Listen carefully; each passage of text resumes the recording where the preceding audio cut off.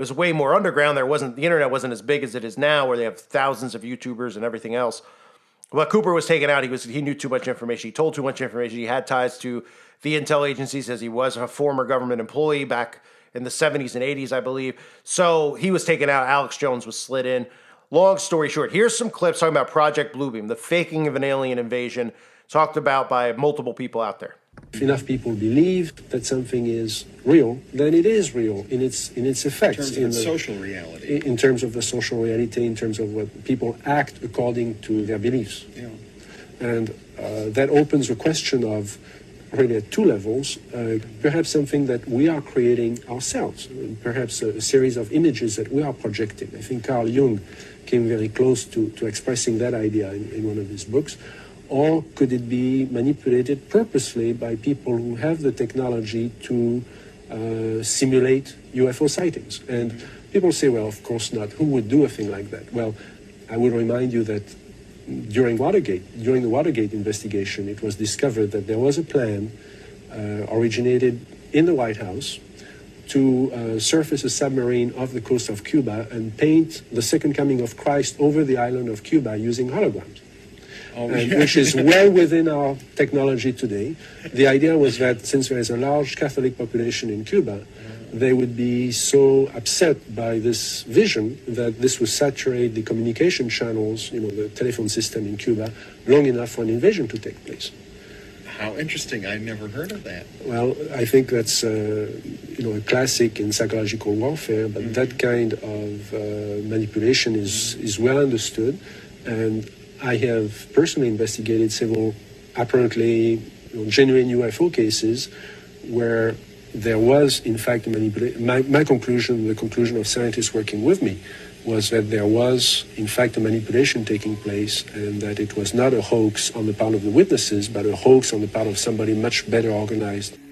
What do you think about aliens? I don't think there are any. At one time, I thought that there were, simply based upon documents that I'd seen while I was attached to the intelligence briefing team, the commander-in-chief of the Pacific Fleet. At that time, and even for many years afterwards, I did not believe that the government would use me in that way. I had devoted my whole life to government service. I had been in the Air Force. I was in the Navy. I was a river patrol boat captain in Vietnam. I had proved myself. I had combat ribbons with the V for Valor. There was no doubt of my loyalty to my country. And maybe that's why it was so easy to use me, because I wouldn't doubt that what I saw was real. But over the years, I've done a lot of research. And what I've discovered is there's no proof existing anywhere that extraterrestrials are real, or that have ever visited this planet, or that they exist anywhere in the universe. There is not one shred of evidence anywhere. There is lots of evidence, tons of it in fact, that there are a group of people collectively known as the Illuminati who want us to believe in some extraterrestrial threat from space so that they can cause a world government, bringing together of all the people to resist that external threat.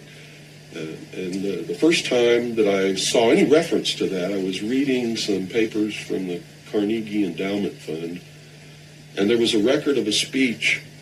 It was a dinner for Viscount Ishii of the Japanese delegation, the Japanese imperial delegation, in 1917. And John Dewey was one of the speakers. And the first sentence out of his mouth as I was reading this almost fell out of my chair, because this was in 1917. And he said the best way to cause all people of the world to come together in one world government and end war forever would be if we were attacked by some other species from some other planet. And boy, that just clicked with me, and I knew that this is just another scam. This is the age of deception. There's no doubt about it. And then 8 times during Reagan's administration, he inserted almost the exact same phrase into 8 of his speeches. And it's a scam. That's what I can tell you. What they call UFOs, these craft that fly around the sky, are real.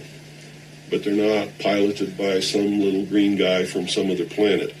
They're owned and operated by the United States of America for one, the Soviet Union for another, probably Great Britain, Canada. I think the first really operable ones were probably manufactured in Western Canada, in the wilderness, in a place especially built to create those machines, like we created the Manhattan Project, and the same kind of secrecy surrounded it.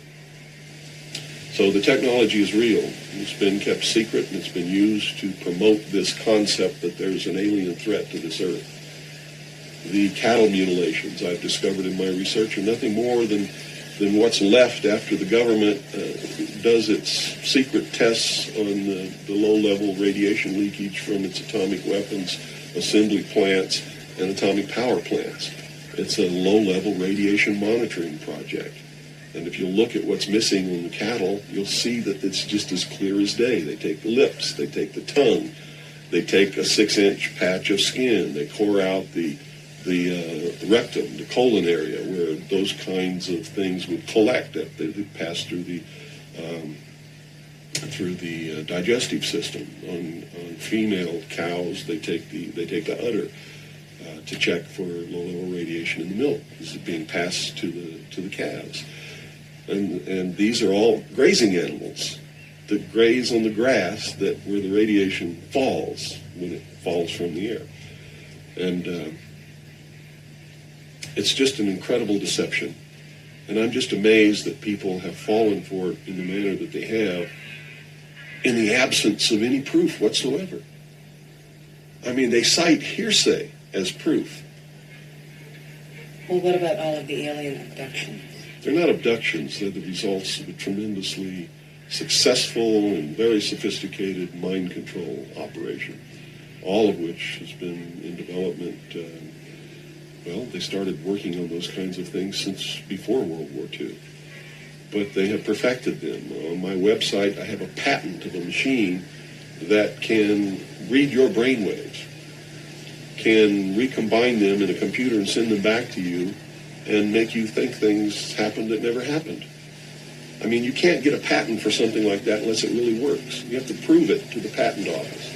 It works. A patent was issued. And this is just one of the things that snuck by them that hasn't. Because when people invent things like this, they're sucked up by the government immediately, and then they're put behind the veil of national security and classified, and then nobody knows about them. But every once in a while, something sneaks by them. And when you do these searches in the patent office, in the trademark office, and in the copyright office, you come up with some real gems once in a while, and that was one. Also, the congressional investigations into the intelligence community has revealed the existence of these programs. I mean, there's no secret about it. It's documented. Project Artichoke, Project MK Ultra, MK Naomi. I could go on and on and on all day long. And, if you had the time in your movie, we could lay out all the documentation, which is official government documentation, and prove beyond any shadow of a doubt that it's true. But that's what it is. It's not extraterrestrials coming down. The human body cannot pass through walls and roofs or through windows that are closed. This is all the product of the imagination and people's willingness to believe something because they want it to be true. I don't know why they would want it to be true.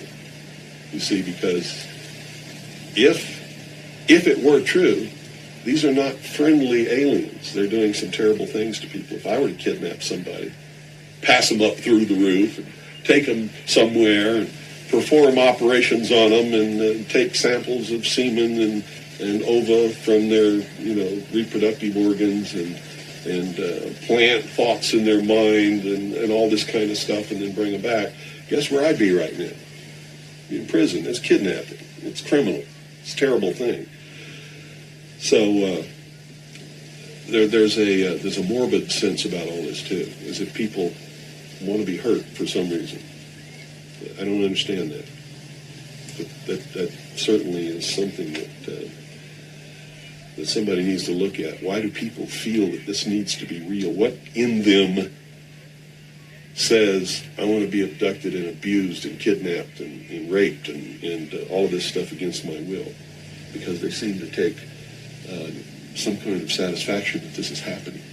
And nobody's talking about the fact that this is a terrible thing to happen. If I were to do that to you, you wouldn't be too happy, would you? But somehow it's okay if an alien does it? I don't think so. It's all bullshit. It's a lie. The strategy that Wernher von Braun taught me was that first the Russians are going to be considered to be the enemy. In fact, when I met him in '74, they were the enemy, the identified enemy. We were told that they had killer satellites. We were told that they were coming to get us and control us, the dirty commies, that whole story. First, the Russians were the enemy against whom we're going to build space-based weapons. Then terrorists would be identified, and that was soon to follow. We heard a lot about terrorism. Then we were going to identify third world country crazies. We now call them nations of concern. But he said that would be the third enemy against whom we would be needing to build space-based weapons. And the next enemy was asteroids. Now, at this point, he kind of chuckled the first time he said it. Asteroids, against asteroids, we're going to build space-based weapons. So it was funny then. And the funniest one of all was against what he called aliens, extraterrestrials. That would be the final card. And over and over and over during the 4 years that I knew him and was giving his speeches for him, he would bring up that last card. And remember, Carol, the last card is the alien card. We're going to have to build space-based weapons against aliens. And all of it, he said, is a lie. He didn't mention a timeline, but he said that it was going to be speeding up faster than anybody could possibly imagine. That the effort to put weapons in space was not only based on a lie, but would accelerate past the point of people even understanding it until it was already up there and too late. So Project Bluebeam is trending. Those are just some clips of Project Bluebeam. And obviously how this is all kind of a war on your mind.